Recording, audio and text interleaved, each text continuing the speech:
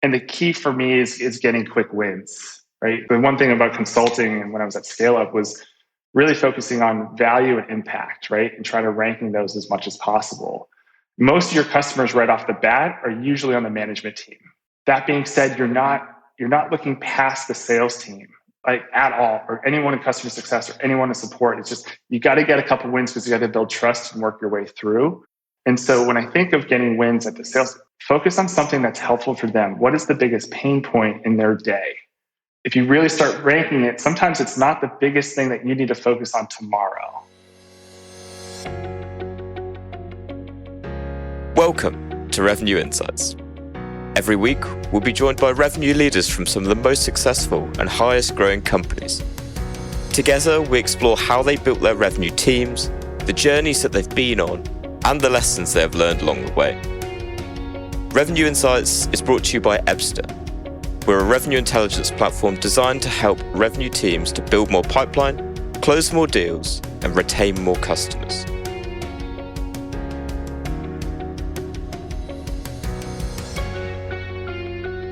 Hello, welcome to everyone to the Revenue Insights podcast, joined by myself, Tony, wonderful head of RevOps here at Ebster. And this week, we're joined by Michael Boardman, who is the Director of Revenue Operations at Castellan. Have I pronounced that correctly? Castellan, yep, Castellan. That's right. Wonderful. Michael, we've already been having a bit of fun, like before the show, getting to know a little bit more about yourself. But for the context of our audience listening, can you tell us a little bit more about your journey to get into where you are today? Sure. So it all started, it's a little over 10 years ago. I went to university out in Colorado, and I got into a development program with a company called EMC. They bring in about 10 people a year. And for me, it was in the business operations, but there was a finance, there was an engineering, there was all sorts of different development programs. And that's where I got my start. And all things considered, you learn things, you learn Excel there, you learn basic analysis at that point, and it just gave you a really good skill set. So I jumped around at EMC for a bunch of years, and then moved into more of a SaaS-based business for several others. But I remember at one point in my career, it was a switch where sales ops was really becoming a bigger thing, right? And what the key difference was, I went to a great company, Boardman, and they had their machine built at that point. And I remember talking to my brother way back when in 2014, 2015, thinking about, I want to go with a company that's ready to grow, right? The machine had already been built. Like, I want to go build it because I got so sick of being an analyst and like fixing data on the back end. I want to go fix at the source. So moved my way over to a much smaller company, Crimson, and then started getting into consulting. And consulting was really great because you got so many at-bats and going through this sales ops journey, sales ops becoming RevOps, and then I got lucky enough to get picked up by a client, and that's why I'm at Castellan. So quite a long journey, but analyst into operations, into consulting, back into sort of full-time operations. Amazing. I actually do have a question on the back of this. So I was looking at your background. So obviously huge fan of the pathway that it is that you've taken. So there's economics in there, there's analytics in there. It's all about patterns. It's all about predictions. Like, you come from that world, and like you say, you were at that back end, and then you started kind of going to that source. How would you say that lens of analytics and those foundations that you got, how would you say that's kind of impacted the way that you operate now within revenue operations? So I always go back to, when you say patterns, I go through my favorite classes when I was in school, and I noticed a couple things. Like, I went to go to school to do engineering, and I didn't end up an engineer. So this seemed to be the next best thing, right? Yeah. And so the pattern recognition was always there. I was always good at math. So my stats class really just made sense to me. And then I have like only a couple A's in college. One was like coding, another one was photography, and another one was architecture.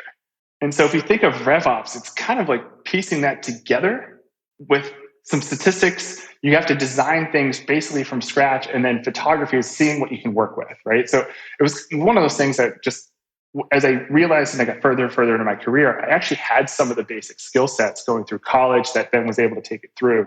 But some of the basics, you got to be a good analyst at the end of the day, or a good structural person when it comes to technology. So those are some of the things that kind of came through my background. How do you find that? How do you find that kind of transitions into your role now? Because so I'm coming at this from like a marketing perspective, right? So I'm used to all of like the data and the analysis and everything. And something that I picked up on was kind of at the companies that you've worked at previously, like at Crimson, your background is very much in kind of the sales space. So sales, from my perception anyway, is typically, less analytical by that stage. It's becoming increasing so now. So how do you kind of see that starting to apply to, I guess, sales in particular? Yeah, I think it really comes down to, you got to start talking about data. And like, I always have to go into data first because it all starts with sales, because sales usually needs to move quickly.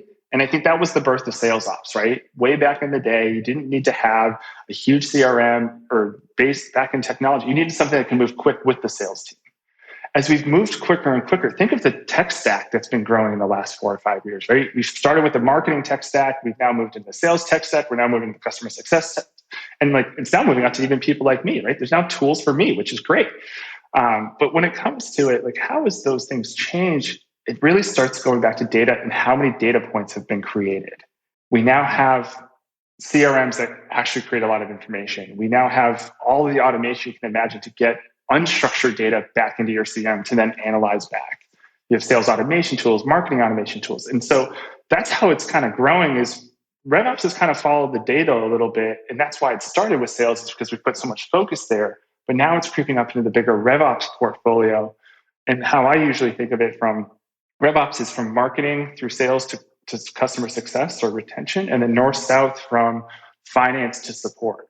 And yes, it could branch off in a bunch of other different directions, but when you think of it, it all starts with where the data is, and therefore usually starting with a forecast, because that's the first key, like the keyhole that you need to start with, because that's where the data then builds off of. Nice. And so how is it, with where you are now, how is that revenue team structured? You've kind of covered it quite nicely visually there. So how does it look like from, I guess, the team that you've got at the minute? And also, how did you get there in terms of building that out? Yeah, so one, I kind of fell into it here, which has been great. We have a mixed team at Castellan right now. We have a really strong marketing operations person. Our director of customer success is also an operational person. Our support team already had an operations person. And then I have 2 contracted resources, managed Salesforce. And then we have another colleague of mine is in more of the change management space. So we kind of do a tag team RevOps here, that there's not a large team. And then more recently had an analyst join the team. So it's a little bit more of a shared platform, but the reason why it works for us here is everyone's really good at their thing, right? And we're able to share our resources versus focusing on, hey, that's mine, that's yours. It's like, no, we're good. Where do I report? Where do you report? And then we kind of cut that over as needed. So here, I think it's a little bit different than most traditional. Like, I have a Salesforce admin, or I have an operations manager, or you have sometimes a deal desk person and an analyst. For us, it's a little more of a shared group, and it does work for us. With so you've got many different kind of stakeholders, like you said, that are really key. They're at the top of their game within that function, and kind of everyone can share out things. How would you, like, say you're going into an organization and you might have previously been in there, where you've gone in, you've built that infrastructure, you've got the logic, you know what it is that you're going after and looking for, and what it is that you need to do. How would you, I suppose, look to motivate the sales teams around you, or even, like you said, the CS? How would you motivate the teams around you that are not necessarily interested in the same things or have the same motivations as you? Like, how do you go about that?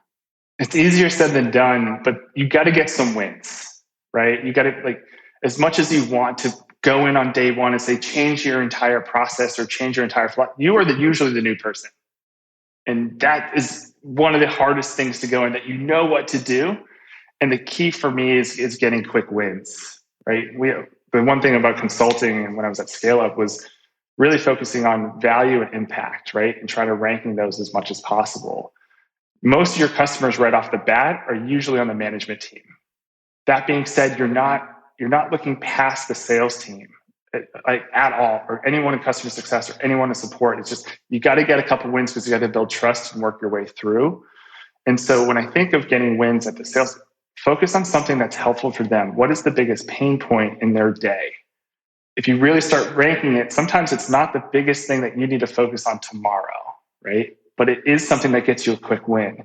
And then you try to just get the ball moving and focus in on how many more quick wins can I get to get trust from different team members, because then by the time you work on your project plan, a couple of weeks, months, sometimes years later, by the time you get back, you now have a group of advisors that's naturally built because you help them on some of the smaller projects from the grander picture, but big issues that they need to solve and they want to solve because it's really a pain in their side every day. To follow up on that point, for you going into that role, what were some of your quick wins, that really got you off the ground? So the first, at least at Castellan, the biggest one was we had an integration. We bought a company in April 2020. It was right after COVID. So my quick win was integrating that company and combining processes. So that's the quick win. Can we see the entire company in one pane of glass? That was the biggest win. There were a couple small tools, little tool tuck-ins that we did just to try to get things easier. And then really focusing on the forecast. At that point, our CEO was our acting sales leader, so spending a lot of time with them. So most of my wins were around metrics, because at that point, between roughly April when I came in full-time to the fall, we now had accrued enough data to then show, here's what we're measuring. And that's where the metrics come in. That's where the forecast comes into place. So my quick win there was integration, and we had to combine processes. So I got lucky a little bit on that one, at least at this round. And in addition to that, how mature was like the operations function when you first joined? Was it kind of to the point that you kind of made? Was it kind of set up for that, that the easy quick win, or was it very much it was kind of at its infancy and you've grown from there? So Castellan was a little bit different, that it didn't come from one company. It was a combination of 3 companies come together. So there was not a ton of infrastructure built because we had to go integrate basically all 3 from scratch. So when we think about our data, it was a couple years old. We had to go back and rewrite some data back to an earlier time period and snap it off. So there were some basic things, right? We had a CRM in place. We had some basic tools in place. I had been involved a little bit earlier on a consulting project to get some of the BDRs involved. But you didn't have everything, right? You had some tech debt in, and that was part of our journey, right? There were several of us that came in roughly in 2020 to go through this journey of bringing all 3 companies together, setting up process, setting up structure. And I think that's why the group is still a little hodgepodge, because we all kind of came in it from a different angle, and then RevOps kind of was the linchpin altogether. But we had a lot of shrunk people along the way bringing it all together. So there were some people, and they were joining as I was joining as well. Nice. It's really interesting, like bringing the 3 companies together all into one. Because what we find a lot when kind of talking to companies is, for RevOps function, it's a big question around getting buy-in. Particularly from the sales team and wider than that, customer success team, so on and so forth. So from the 3, was it already kind of those teams were already bought into it? This is how our world works, and we already have that alignment. It was truly a convergence, right? There was company number 1, Assurance, had a lot, like they had all the contracts and the basic infrastructure, and then we were focused on them from, let's say, a traditional BDR function. Clearview had a lot of transactions per month, per quarter, which for me is the data side. And then ultimately Evolution, which is the 3rd company that came in, they just had a lot of information, right? They had a lot more leads, and that's where the marketing function kind of was built off from, or rebuilt off from. So it was truly, we kind of took the best of all 3 and combined them all into the new Castellan processes. How interesting having to you pull all 3 in, but taking the elements of each that it is that work. That must have been real fun to do. Yeah, it was a busy summer, that's for sure. And then it ended with a brand launch later in that summer. So it was a busy summer. Nice. But to bring us back from the 4th wall, so within your within sales in particular, we kind of touched on it a little bit already. How for you guys, we've touched on it a little bit already. So was a lot of that analytics already kind of set up and in place, or was it a case of, oh God, we need that data, so actually we can start to run the analysis afterwards? We needed to create it, and that's when I start thinking about setting these up, right? And whether it's Castellan combining 3 companies or going into a new one, you got to start with what you need to measure. And so, one, I have a couple right off the bat, and I'm talking about SaaS B2B here, right? Average deal size, how long is your sales cycle, how many ops you create, I always forget, sales cycle, pipeline value, like all the big ones that you hear. And I know there's a book out there like SaaS metrics, right? So you got to start collecting that information, and that you need to start that early without really telling anyone. But in reality, you're going to the forecast. You always got to go to the forecast because that's going to tell you where to go next. So you ask the basic, how long does it take to pull a forecast? Is your forecast accurate? Are people have deals in the right stages? Do we know how we're going to perform this quarter? And depending on where you go from there, you then can branch out. So those are usually the key metrics that you need to come in with, knowing you need to get to. So you put in your little processes and make sure you can start collecting that data. Meanwhile, you're moving towards the forecast as fast as possible, because that's then going to tell you where to go next. Because once your forecast is stabilized and you at least know you're collecting information consistently, well, do you have a lead flow problem, right? Or pipeline problem? You're going to go towards marketing, towards pipeline development, towards prospecting. If you're going the other way, do you have too many customers coming in? Therefore, you have a customer success challenge that you can go through. And can you support those customers in onboarding and all the other stuff? Do you have a billing issue, right? Do we know how much is in the bank? Okay, now you have a billing issue. And so starting with the forecast, that's where you start branching out. But meanwhile, you're collecting a ton of data along the way, knowing in a few months' time, you're then going to have to measure it back. How do we perform this quarter, this month, this year, depending on the business? It's all going to go to there. So usually what I come in, usually at the start of the year, I have roughly 4 to 6 months. That's usually about what it takes to build up enough data set. Because I know in August, at least in a traditional fiscal year, I need to start building up a couple files. It's going to start planning, and planning starts on September 1st. Yeah. Right. Because someone's going to ask me on September 1st or sometime, where are we going to land next year? And now I have it 4 to 6 months. It may not be perfect, but I have enough to start making those true long range forecast estimates, which then moves us usually into an analytical conversation. Yeah, no, makes sense. Breaking the floor. Am I here? Everyone can hear? Yeah. You're good. Cool. All good. Cool. So obviously, Absa, we're forecasting everything. Obviously, we speak to a lot of organisations that don't necessarily have the nice to have tools that it is that you can kind of implement once you've got that buy-in around the business, around RevOps, all that sort of stuff. For a lot of these tools to work, obviously, you have to have a great foundation within your CRM of what it's built off, and then off the back of that, you have to have great methodology, understanding of sales stages, and everything that kind of has to run all the way through.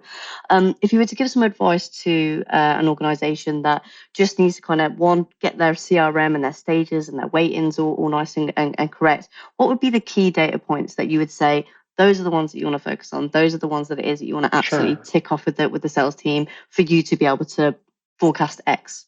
Yeah. And so the first advice is go small, right? What are and get down to 5, at most 10 metrics that you care about, and then measure to it, right? So sales stage, how many deals have gone into the pipeline? You being one. And then if that's 1, okay, then you have A, B, C, D. That's like how many deals go into stage 1, 2, 3, 4, 5. And that's going to start building up a lot of data points off the side. You then move into average deal size. You just need a first count, right? Yeah. You just need to know what that's going to be. You need to know how many customers do you have, right? So customers, average deal size, sales cycles is another one. Ops created, pipeline value. I think I got all 5. Ops created. I always miss one. Ops created, deal size, pipeline generated, and size. Add to the pipeline, sales cycles. I think that's 5. If I miscounted, I probably miscounted, but it's all around those things. And then customers, right? Yeah. And then you go into customers, right? Because for me, the companies that I love working with more and more are ones that have a lot of transactions because they produce a lot of data. Yeah. No, makes total sense. Thanks so much. Do you track sales velocity? I do. Okay. But it's not one of the 5. I do. Sorry. So I call that via sales cycles, but Okay. yes, I do. No, I track it a little bit differently than most, right? Most people say, hey, how much time from stage to stage? This is where we go back to stats. One of the hardest things about the average deal size is if, let's say you say average sales cycle 6 months, but you have 50% of your deals close in the first 6 months, and then 50% of your deals close over the next 2 years, right? Your sales cycle is still 6 months. How are you supposed to forecast that? Mm-hmm. So it's always like the one thing that I have to put that one stat. My average sales cycle is this. Yeah. But we look at it from more of like a distribution curve. So go back. This is where go back to your stats class for a second and start thinking of how much closes within a certain time period, and then you can really build your models off that, right? Do you have are you skewed left? Are you skewed right? And depending on that answer, it really can help you focus in on like how long is my sales cycle for real? Because sometimes you get in a planning cycle and say, hey, my sales cycle is 4, 6, 9 months. Okay, great. I've built enough pipeline. And then you can't figure out why you've built enough pipeline, but you're not closing enough. It's because some deals take 2 years, right?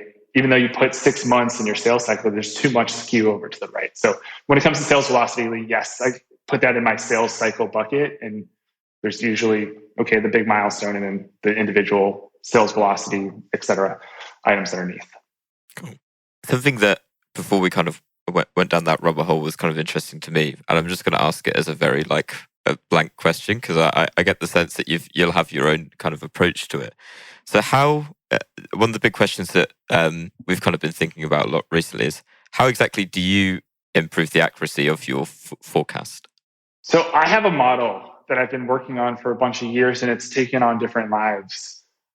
So each month I go through a series of metrics to make sure that we're on track or off track to previous assumptions. So, the last one was conversion rates. I forgot conversion rates. Mm-hmm. So what I do is I'm running a forecast independently of sales leadership, and it's really a tool at the end of the day. And for me, it's doing little tweaks, right? Did our sales cycle get shorter or velocity get shorter? Because our velocity gets shorter, I can now adjust a model just a little bit to say, hey, I think we're going to close X in Y quarter. So what I'm going through is I'm purposely going through the same metrics every month, every quarter, and then trying to find better ways and more accurate ways, because one team might have a faster sales velocity and one might have a lower conversion rate. And by tweaking these knobs, we can hopefully get closer and closer to a systematic forecast. So that's how I look at it from a standpoint. I just need the team to keep forecasting in a consistent way. And as long as they keep forecasting, hence why sales cycles and all the basics, if you will, need to be solidified months and years ago, because then you can start tweaking some of these models. And then you can start showing, hey, longer range forecast, not just a month or quarter, but hey, are we light or heavy in out years? And help build confidence in your sales leaders' ability to call their forecast, because they're going to still doing their same thing, right? Or whatever they've been doing for many years. Nice. So you've got obviously people at different levels making different forecast calls, which are obviously then rolling up into your CRO, I'm guessing. Correct. Which is all ultimately helping you get closer towards that number. Interesting. So there's no crossover really then from the forecasts calls that you're making with the calls that they are making as well. Is that correct? There's a little bit of crossover in a sense of like I look at the deals and like I go down to each individual deal and try to forecast each deal on some sort of time frame. But there's the crossover, but they call a number and I call a number, and the goal is that we converge through the course of the quarter. Nice. And it works? Yeah, it works. I got thrown off last quarter. We had a big deal swing. So it's been working for about a year and a half. So it's always interesting. I get nervous right about now because we're about halfway through the quarter just to see where we're going to land. But it's been working. But it's getting thrown off a little bit. So it's been fun to challenge it. And it's now like a running joke between the companies to see who's going to be able to call it. I don't think you ever win at that. Right? No, you lose every time. You lose every time. And I think that's the crazy part, right? And I think that's where, when we get to any sort of strategic conversation, right? You in RevOps are always you're an assistant coach, right? Your job is to support whomever you need. And I think that's why sometimes it's tough, right? You want to go out there, but like do you then want to carry the stress of going out there and being sometimes I'm good, right? Like, hey, I just want to give you little tidbits along the way and focus, and here's how to drive the business. So it's one of those things that, at least the forecast model I use, is meant to support some of the other trajectory decisions and perhaps long-term plans. Nice. Something that I was kind of, from your perspective, what does the future hold now, do you think? It's been obviously an interesting journey for you getting to where you are now. And by the sounds of it, your operations function is quite mature. So what does the future look like within Castellan, and then also like broader within revenue operations? Yeah, so it usually takes me about a year or two. I always try to think they start as 3-year projects. The first year or two is setting up structure and process and getting their first round of data out. And then you move into an analytics function, right? You start getting asked so many questions and you literally can't process enough information. So that's usually where, at least for us, a BI provider starts coming into place of like, you start asking 10 questions and I answer 10 questions every month, but you're now starting the 11th, 12th, 13th, 14th question. And so we need to start operationalizing that. So that's where, from a RevOps, and at least from where we think of it more so from, you have your operational world, right? I usually think of operational analytics. All of that structure goes usually into your CRM, right? It goes into your basic processes, and those are the things that you need to have, right? You then move into sort of the analytical-esque function, right? This is one-time exercises, like things you need to do for planning, right? It's a total one-off question, and someone asks a random question for a board meeting one day, but guess what? As soon as you produce it one time, you're now going to have to reproduce it, and now that becomes operational. But where this is all going, and I think this is where I get excited, is, and by the way, the asterisk here, it all starts with a solid foundation, so let's not forget that. You got to go through the grind of getting things set up. It's all of these amazing technologies that are trying to process unstructured data. And that's where this is going. You need to answer your basic fundamental average deal size. Like, you have to, right? Because someone on a board is used to seeing that. But where RevOps is going, one, it is moving out of those basic support functions of just process information. Because let's face it, every single one of our computers and phones, and think of all the apps, they process information faster than we can think about what we want to see next. That's where I see this going, from anything and everything of, you're recording a call, what is the sentiment and what is the value, what are the words they're saying, why do they think this is important? I see a world that, like, no one inserts information into our CRM. That's where this is going, right? It's because, guess what? It's your interpretation of how a phone call actually went that hope is then usually prescribing a favorable opinion that for you, right? Because you're trying to forecast it. How do you make sure but what was the real conversation, right? Close dates. I mean, how many times do you see a close date move in your CRM, right? What is the accuracy of that? We know if you're talking about X in this part of the sales cycle, you still have 3 months left, right? Yes, there's always bluebirds that come up. So where I see revenue operations coming is, one, it doesn't change those fundamentals that you need to build a good, solid infrastructure. But that's where CRM is continually growing towards it's almost a data warehouse more than anything. Yes, there's always human inputs and everything else along the way, but think of the ecosystem. Everything that you are buying is machine learning, AI, and all this. It's real. And so that's where this is growing. And how quickly can us as revenue operations people get through the basics and getting that structure and getting that set up for board calls and all that stuff? Because really what's next is analyzing that unstructured information that we're still trying to figure out how to do it, right? There's no, if there's a great tool to do it, let me know. But it's truly from a company-wide level. Let me tell you about it. Yeah. Sounds pretty but that's exactly it, right? But it's at every level, right? And that's where, obviously familiar with what y'all do. It's at every level of the organization, right? We know we can look at this and trying to harness all of that unstructured data is absolutely where this world is going. I feel like you've described a dream for so many different people in revenue operations, particularly you, Tony. I'm just in awe right now. That's it. That's all I'm doing. Please, to any salesperson listening to this, update your CRM. Or find a tool that does it for you and make your life significantly easier. That's the way to go. Nice. Michael, this has been wonderful. It's been really great to have you on the show and to learn a little bit more about you, and really dig into kind of what you're building at Castellan. Is there? I didn't even mention this beforehand, but is there anything that you'd like to sign off with? A message that you'd like to send?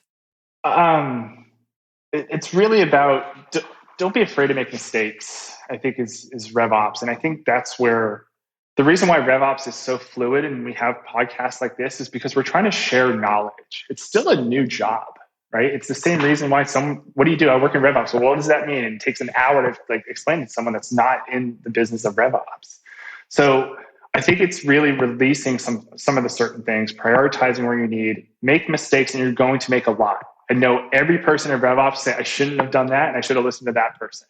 It's okay to do that, and making sure that you're always your goal is to be that support function to really support the others around you, and don't forget that.